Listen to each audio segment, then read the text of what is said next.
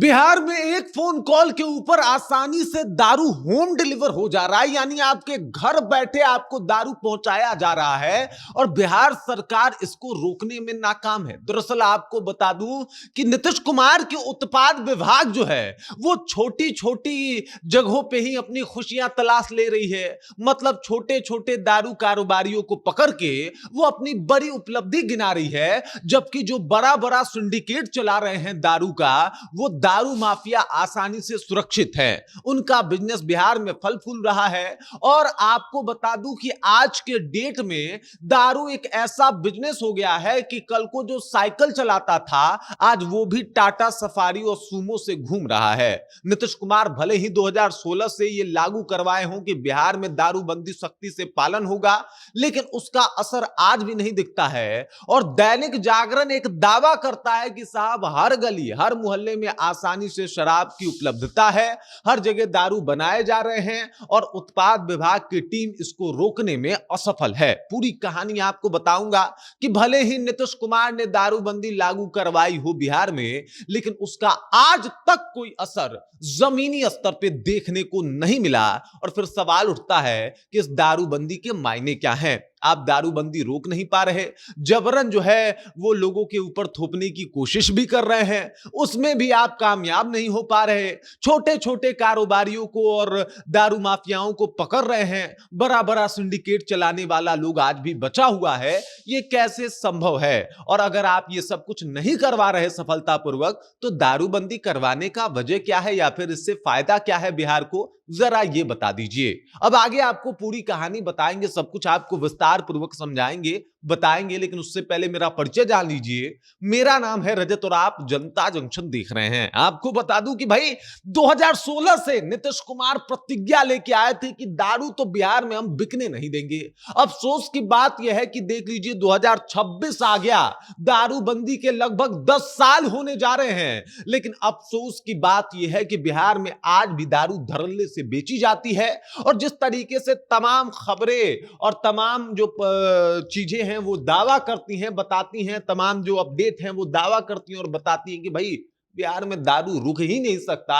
जिस फ्लो में दारू सप्लाई हो रहा है उसे कोई रोक ही नहीं पाएगा। नीतीश कुमार का उत्पाद विभाग जो है वो पूरा का पूरा फेल है। और वो छोटी छोटी जो जो छोटे छोटे कारोबारी हैं उन्हीं को पकड़ के अपना बड़ा सफलता भले गिनवाते आए हों, लेकिन उसका कुछ असर दारू के इस काला बाजारी पे तो कभी देखने को नहीं मिला।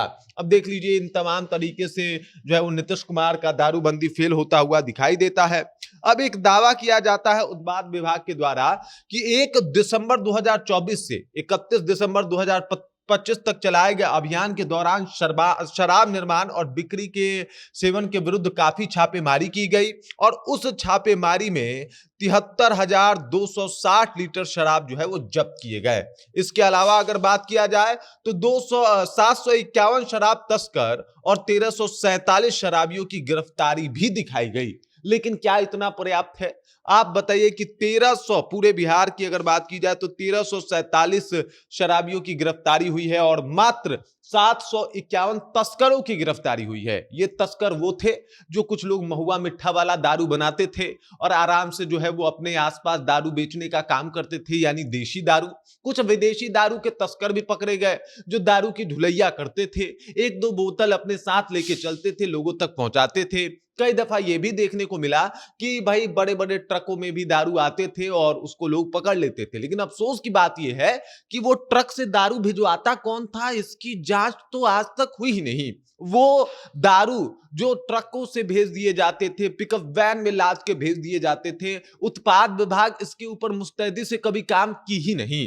दारू के उस सिंडिकेट को तोड़ने की कोशिश की ही नहीं, जिसकी वजह से बिहार में दारू एकदम से जो है वो प्रचुर मात्रा में देखने को मिलता है। और शराबबंदी के बाद लोग बात बनाने के लिए ऐसा भी बोल देते हैं कि शराबबंदी के बाद बिहार में दारू और ज्यादा हो गया, मतलब कम होने चाहिए थे, लेकिन लोगों से कहिएगा तो कहेंगे कि भाई और ज्यादा हो गया, हर जगह तो मिल ही रहा है। ऐसा कौन सा जगह है जहां पे नहीं मिल रहा है? और इसके पीछे का कारण है उत्पाद विभाग का उदासीन रवैया उन सिंडिकेटों के ऊपर जो सिंडिकेट इन सब चीजों को चला रहे हैं और संभाल रहे हैं। अब इसको तोड़ने के लिए नीतीश सरकार सोचे ही नहीं है।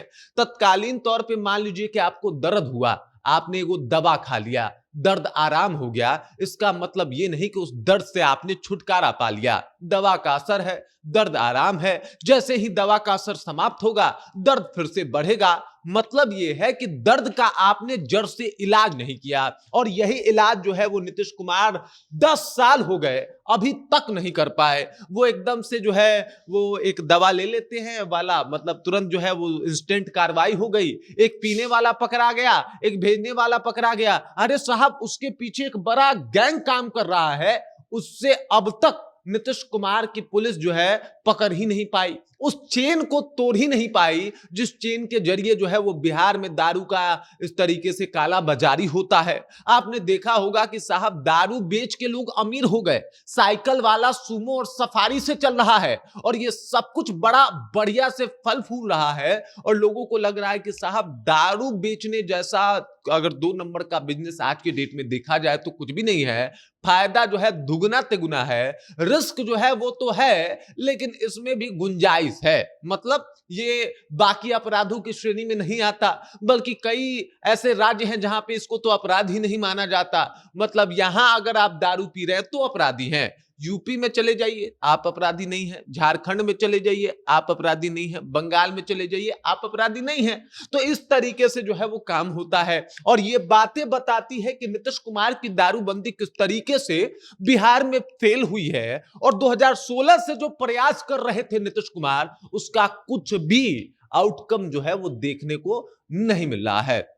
अब देखिए, एक और बात है, नीतीश कुमार ने जबरन ये कानून बना के लोगों पे थोप तो दिया, लेकिन बिहार वासी इसको मानने को तैयार नहीं है। अगर मानने को भी तैयार हो जाते तो हो सकता था कि दारू स्वतः ही बंद हो जाता, लेकिन कुछ लोग कह रहे हैं कि भाई दारू ही तो पी रहे हैं, ये कोई अपराध थोड़े है। वैसे भी जब जब गुलाम अली साहब की गजल सुन लेता है आदमी तो लगता है कि ना भाई दारू तो ठीक ही चीज है, हंगामा है क्यों बरपा थोड़ी सी जो है पीली है, डाका तो नहीं डाला चोरी तो नहीं की है। अब गुलाम अली को पता नहीं था कि बिहार में दारू बंद हो जाएगा, वरना वो गजल बिहार वालों के लिए रिस्ट्रिक्ट करके गाते। स्थिति ये है जनाब कि बिहार में दारू धड़ल्ले से बिक रहा है। नीतीश कुमार का उत्पाद विभाग बस छोटी छोटी उपलब्धियों में खुश हो जा रहा है, और लगातार जिस तरीके से खबरें आती हैं वो बताता है कि पूर्णतः जो इनका दारूबंदी है वो फेल है, और इसका कोई भी आउटकम नहीं है। अगर नुकसान देखा जाए तो हजारों है, जैसे कि बिहार राजस्व को नुकसान, जैसे कि आप देख लीजिए तमाम लोग जो जहरीली शराब का सेवन कर जाते हैं उन परिवार वालों को नुकसान, और भी बहुत तरीके के नुकसान हैं कि छोटे छोटे बच्चे भी इसमें इन्वॉल्व हो रहे हैं और दारू पहुंचाने का काम कर रहे हैं, अपराधी प्रवृत्ति उनकी बन रही है, इन तमाम चीजों का नुकसान। लेकिन फायदा अभी तक एक भी देखने को नहीं मिला। हालांकि उत्पाद विभाग को फायदा है, उत्पाद विभाग एक अलग टीम उसके लिए रन कर रही है। बिहार पुलिस दारू पकड़ने में हैरान परेशान है, अपराधी भले छूट जाए कोई दिक्कत नहीं, दारू नहीं छूटना चाहिए, उसके बाद भी दारू पकड़ा नहीं जा रहा। तो इन तमाम तरीके की चीजें जो है वो सामने आती हैं, और नीतीश कुमार का हर बार भांडा फूट जाता है, उनके दारूबंदी का सच हर बार बाहर आ जाता है। आपको क्या लगता है, दारूबंदी बिहार में सफल क्यों नहीं है? कमेंट करके अपना विचार हम तक पहुंचा दीजिए। आप देख रहे हैं जनता जंक्शन और मेरा नाम रजत है।